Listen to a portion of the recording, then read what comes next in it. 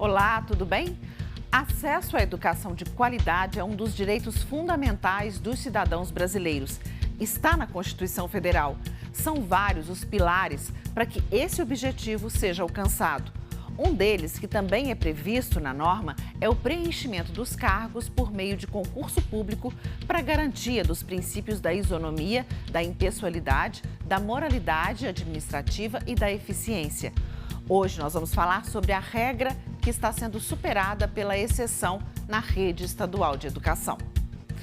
Eu sou Joanita Gontijo e esse é o Assembleia em Destaque, programa que mostra o impacto na sua vida dos assuntos discutidos no Parlamento Mineiro.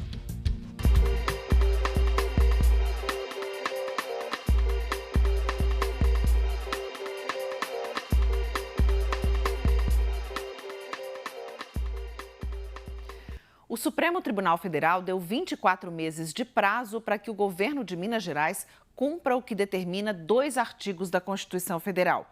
Um deles exige que os cargos públicos sejam preenchidos por concurso público. O outro permite a contratação por tempo determinado pela administração pública, desde que seja em caso de excepcional interesse público e com lei específica.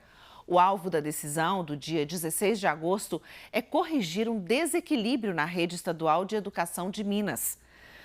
De acordo com dados do governo mineiro fornecidos ao Tribunal de Contas do Estado e compilados pelo DIEESE, o Estado tem mais profissionais da educação temporários, ou seja, com contrato que é renovado a cada ano, do que efetivos, aqueles que ingressaram por meio de concurso público. Historicamente, a média dessa diferença é de 50%, mas houve uma inversão nos últimos anos. Na maior carreira da educação, por exemplo, hoje há mais professores contratados do que concursados. Tem uma queda no número de professores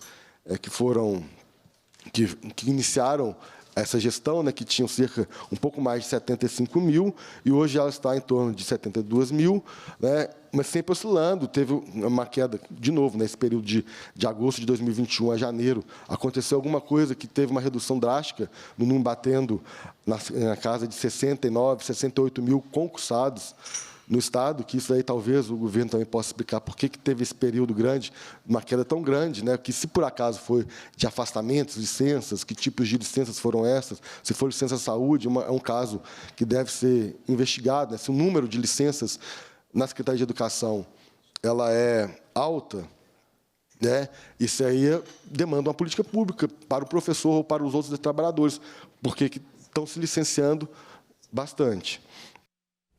Para fazer as contratações de profissionais da educação, o atual governo regulamentou por decreto em 2020 2 leis anteriores à Constituição de 1988. E ano passado publicou uma resolução em que estabeleceu a convocação de professores em caso de ausência do titular ou para preencher vagas até que elas sejam ocupadas por concursados. Por unanimidade, o STF julgou que essas normas são inválidas e determinou que o Estado de Minas tem até agosto de 2024 para corrigir as distorções. E aqui chegamos a um dos temas que a Comissão de Educação da Assembleia trabalha de forma mais enfática: a nomeação de aprovados no concurso público de 2017, que ainda está em vigência. Mais de 20 mil aprovados nesse concurso ainda não foram nomeados. Dos 14 mil candidatos chamados pelo Estado, apenas 9 mil estão trabalhando.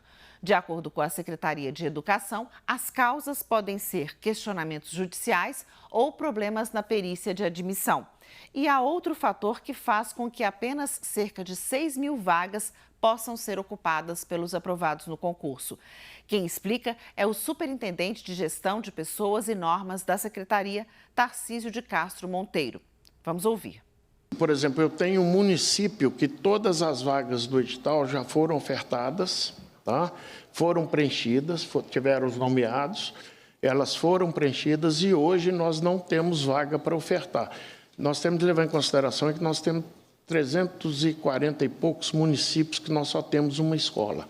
Então, essas vagas já estão preenchidas e hoje não existe. Quando eu pego as vagas para os municípios ofertadas, eu pego o município e vejo aonde tem um convocado com 5 a 16 horas aulas, eu chego nesse número de 5.994. Em mais uma audiência da Comissão de Educação, sindicalistas e entidades ligadas à área debateram com representantes do governo a necessidade de preencher vagas na rede estadual com profissionais concursados. Além do Tarcísio Monteiro, que ouvimos aqui no programa, participaram da audiência um procurador do Estado e a assessora-chefe de Relações Sindicais da Secretaria de Planejamento e Gestão do Estado. Elga de Almeida falou sobre o calendário das últimas 4.000 nomeações dos aprovados no concurso de 2017. No dia 20 de agosto foram publicados 1.000 nomes. Os outros serão chamados entre os dias 15 e 20 de setembro, outubro e novembro. Os representantes do governo também falaram que um concurso que está em fase de estudo vai ofertar 19.000 vagas na rede estadual. Essa foi a segunda audiência a tratar do assunto e, mais uma vez, o governo não apresentou um cronograma das etapas do concurso. Informou que as comissões estão trabalhando na elaboração dos critérios e que não podem divulgar datas sem terem um calendário oficial. Questionada sobre o concurso não incluir a carreira de auxiliares do ensino básico, a assessora-chefe informou que esses cargos podem ser preenchidos por contrato e que a prioridade é para os cargos de professores e especialistas. Os representantes dos trabalhadores da educação criticaram o número de vagas ofertadas, que são insuficientes para reverter o grande número de contratações temporárias. Para eles, esse tipo de relação de trabalho fragiliza todos os aspectos da educação pública de qualidade. Mas qual o cenário atual da educação em Minas, além da necessidade de servidores concursados? A partir desta edição, vamos apontar as principais questões que os futuros eleitos para mandatos a partir do ano que vem terão que enfrentar. Uma delas é o desempenho dos estudantes, que no Brasil é medido pelo Índice de Desenvolvimento da Educação Básica, o IDEB. O valor é apurado nas séries 4ª, 5ª, 8ª e 9ª do ensino fundamental e no 3º ano do ensino médio a cada 2 anos. O IDEB é calculado com base no aprendizado dos alunos em português e matemática na Prova Brasil e na taxa de aprovação escolar. Em relação às primeiras séries, Minas Gerais vinha batendo a meta do indicador desde 2009, mas não conseguiu isso na última apuração de 2019. Nos anos finais, o estado tem tido dificuldade de chegar ao desempenho ideal há cerca de 10 anos.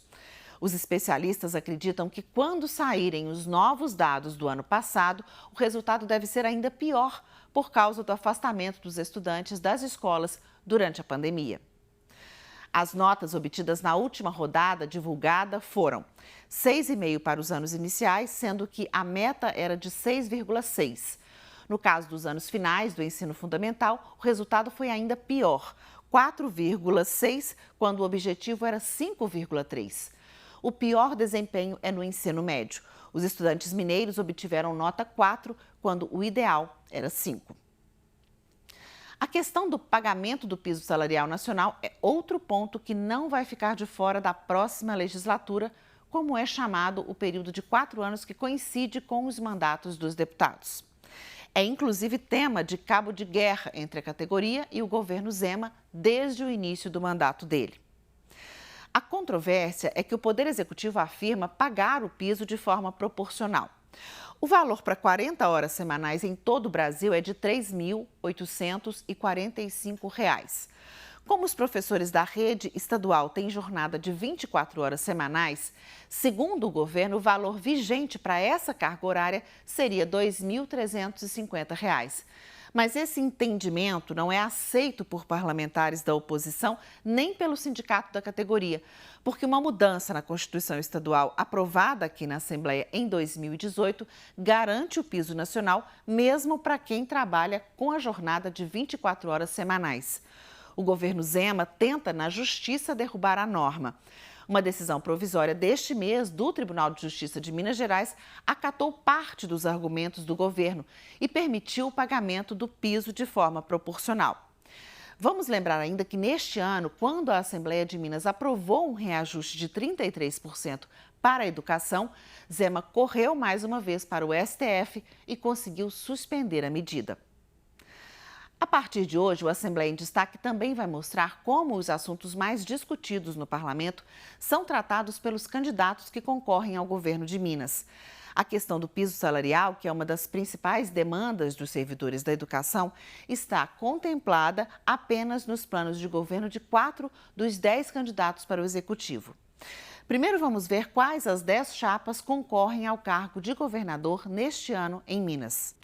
Cabo Tristão, do PMB, Carlos Viana, do PL, Indira Xavier, do Utilidade Popular, Calil, da coligação Juntos pelo Povo de Minas Gerais, Lorene Figueiredo, da Federação PSOL Rede, Lourdes Francisco, do PCO, Marcos Pestana, coligação O Futuro em Nossas Mãos, Renata Regina, do PCB, Vanessa Portugal, do PSTU e Zema, da coligação Minas nos Trilhos, que tenta a reeleição.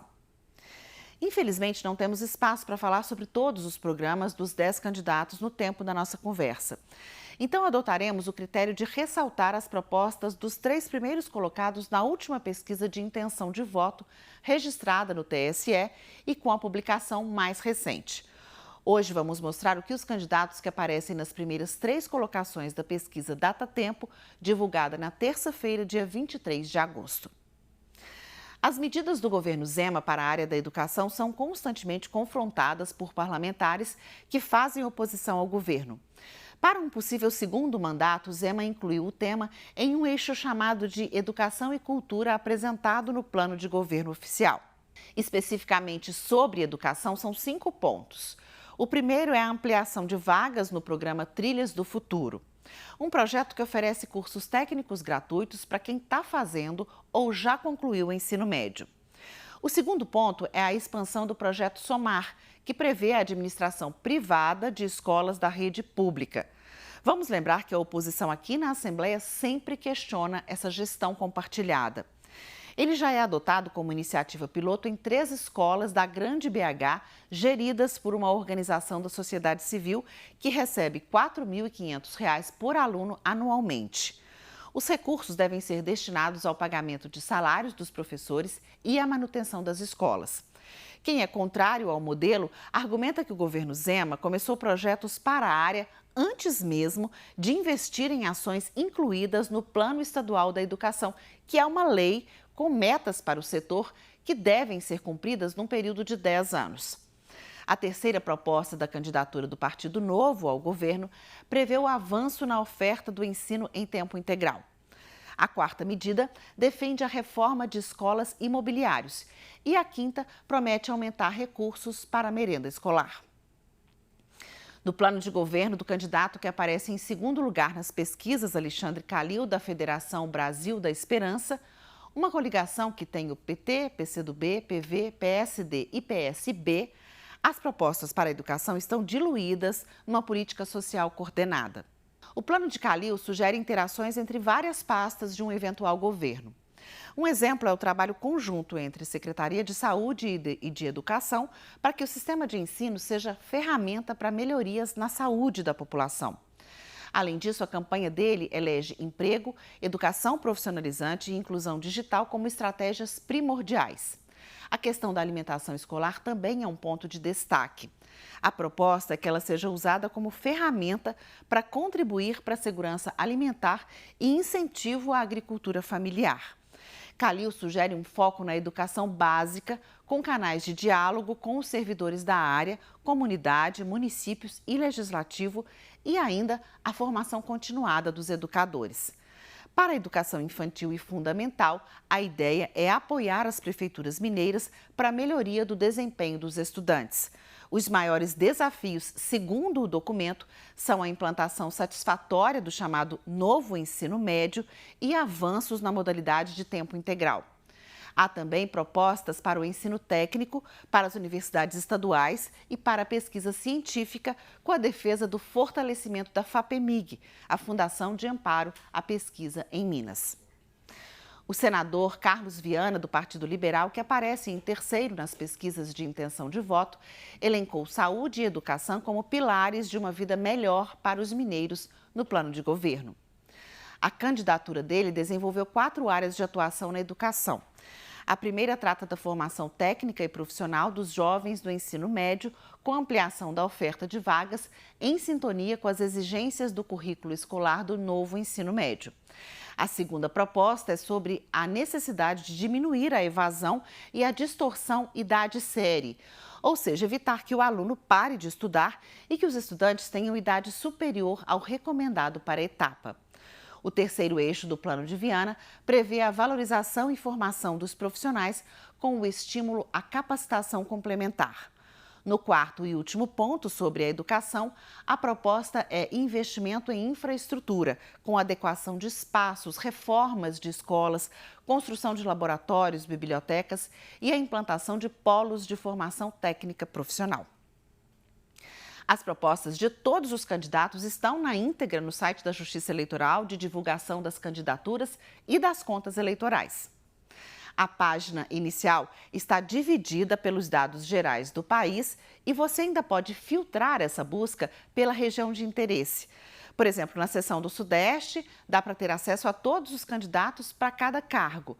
Nos dados da disputa para governador, a partir da lista dos 10 candidatos, você acessa toda a documentação disponível do político. Lá estão os planos de governo, os recursos arrecadados, os principais doadores. O endereço é divulgacandecontas.tse.jus.br. É sempre bom lembrar que a gente deve conhecer bem as propostas dos candidatos para decidir quem merece o seu voto. Por hoje, eu fico aqui. E você já sabe, né? Outras informações sobre o Parlamento estão no nosso portal e não deixe de interagir com a gente pelo Twitter da TV Assembleia. Obrigada pela companhia e até mais.